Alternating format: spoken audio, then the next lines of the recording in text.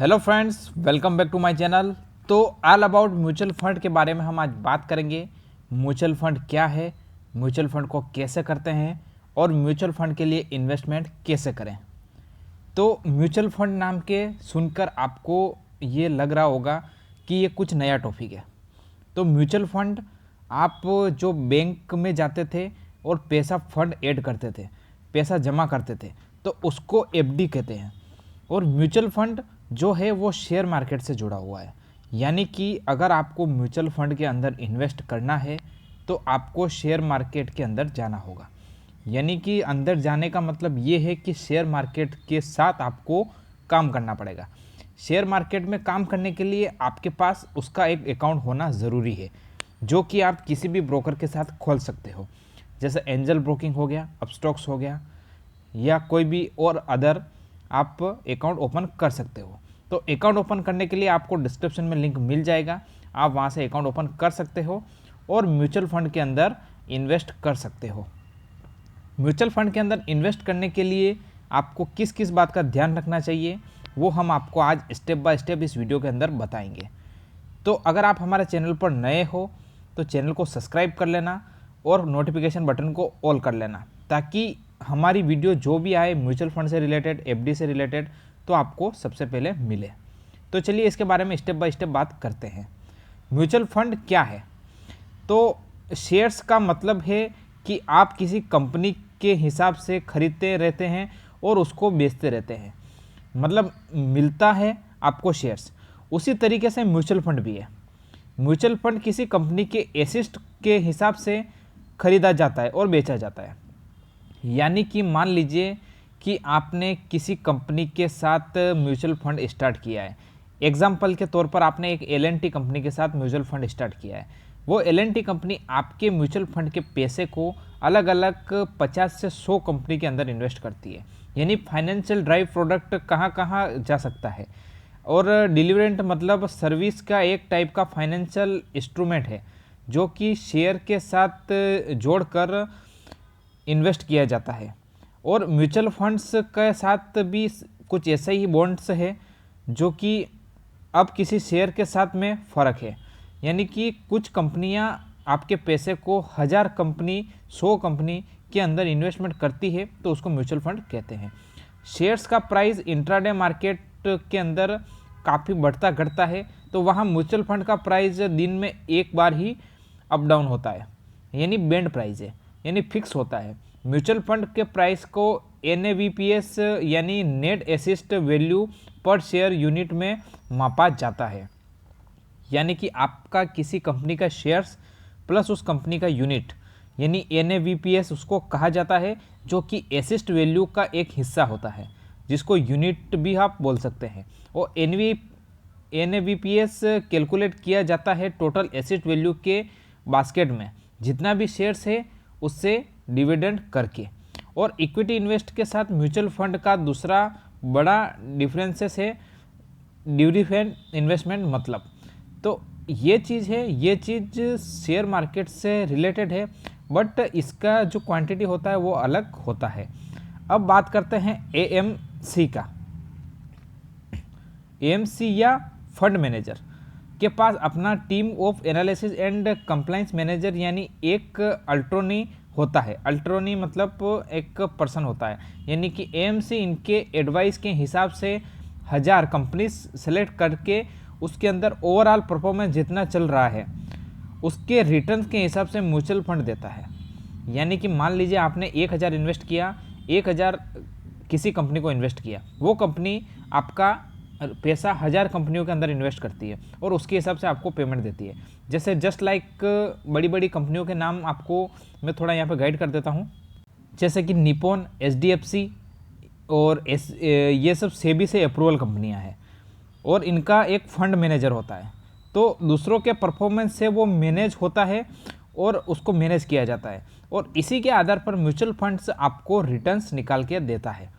तो ये कुछ बड़ी कंपनियां थी जिसके बारे में हमने आपको बताया, तो आप इनके साथ म्यूचुअल फंड स्टार्ट कर सकते हैं। तो ये थी बड़ी कंपनियों की बात। अब बात करते हैं, इसके एक एग्जाम्पल देता हूँ। मान लीजिए निफ्टी 50, जहाँ पर 20 साल में एवरेज रिटर्न 13% मिनिमम इसका रिटर्न निकला है। तो 6.5% अमाउंट का भी एफडी रिटर्न्स आता है। यानी कि म्यूचुअल फंड में अगर आप इन्वेस्ट करते हैं तो आपको 13% मिनिमम रिटर्न मिला है, तो वहीं एफडी जो आप बैंक्स में एफडी करते हो वहाँ पे 6.5% रिटर्न निकल के आता है। तो ज़्यादा आपको बेनिफिट मिलता है म्यूचुअल फंड के अंदर। ठीक है, म्यूचुअल फंड कंप्लायंस कैसे फंक्शन करता है?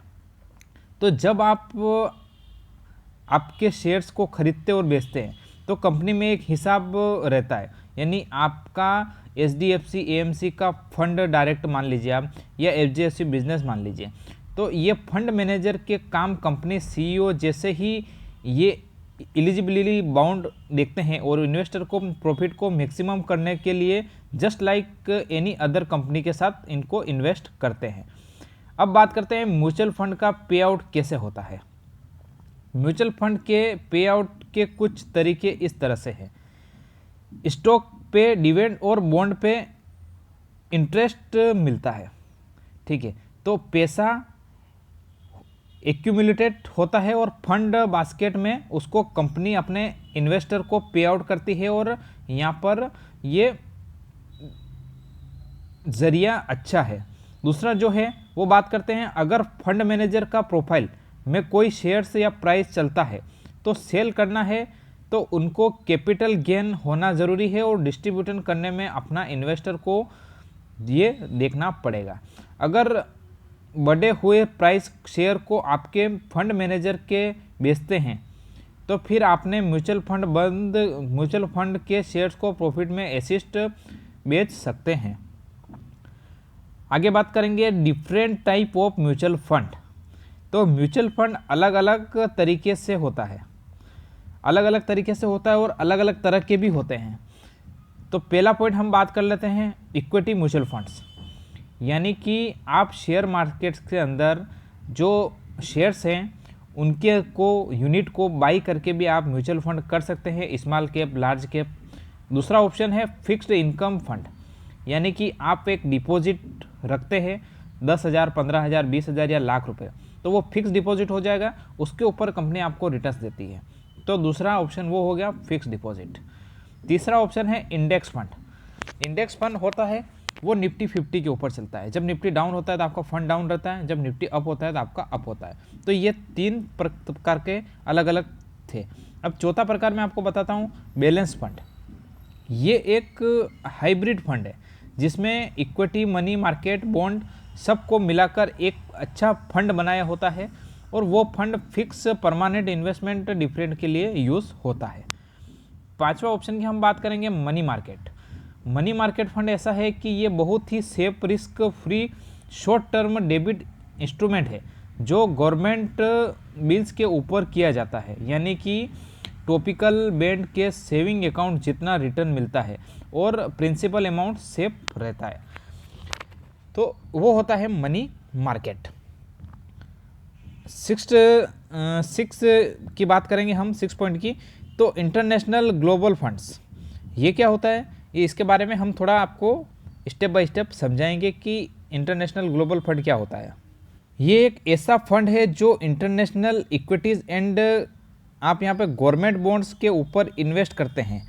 तो रिस्क फैक्टर डिपेंड करता है जिस देश की सिक्योरिटी के फंड में इन्वेस्ट किया है उसके पॉलिटिकल एंड इकोनॉमिक्स के ऊपर, लेकिन इसमें कैटेगरी रिस्क कम भी है और आपको ज़्यादा रिटर्न्स यहाँ पर मिलता है। मैन्युअली कोई ऐसा देश नहीं है जहाँ पर इकोनॉमी आउटपर्फॉर्म करके वहाँ के सिक्योरिटी ऐसा फंड इन्वेस्ट के लिए बेस्ट ऑप्शन होता है। ठीक है, अब 7 ऑप्शन की हम बात करेंगे ETF यानी एक्सचेंज ट्रेड फंड। ये एक बहुत ही पॉपुलर वर्जन है म्यूचुअल फंड का जो डायरेक्ट एक्सचेंज में ट्रेड किया जाता है और यहाँ पर आपको अच्छा खासा रिटर्न मिलता है, ज़्यादा रिटर्न मिलता है। तो म्यूचुअल फंड क्या है वो पूरा हमने आपको डिस्कस किया है।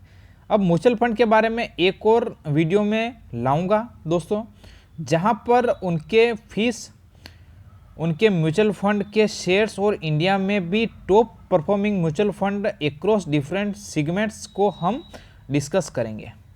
यानी कि जो वीडियो आएगा उसके ऊपर टॉप म्यूचुअल फंड कौन से हैं, कौन से म्यूचुअल फंड में ज़्यादा रिटर्न्स मिलता है, तो उसके बारे में हम उस वीडियो के अंदर डिस्कस करेंगे। तो हमारी आने वाली वीडियो उसी के ऊपर होगी। तो उसके लिए आप चैनल को सब्सक्राइब कर लीजिएगा, बेल आइकन के बटन को भी प्रेस कर लीजिएगा, ताकि हमारी वो वीडियो आए तो आपको सबसे पहले मिले।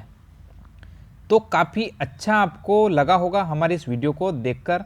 अगर आपको हमारा वीडियो अच्छा लगा हो, वीडियो को लाइक करना, शेयर करना और चैनल को सब्सक्राइब कर लेना, ताकि हमारी आने वाली अगली वीडियो आपको सबसे पहले मिले।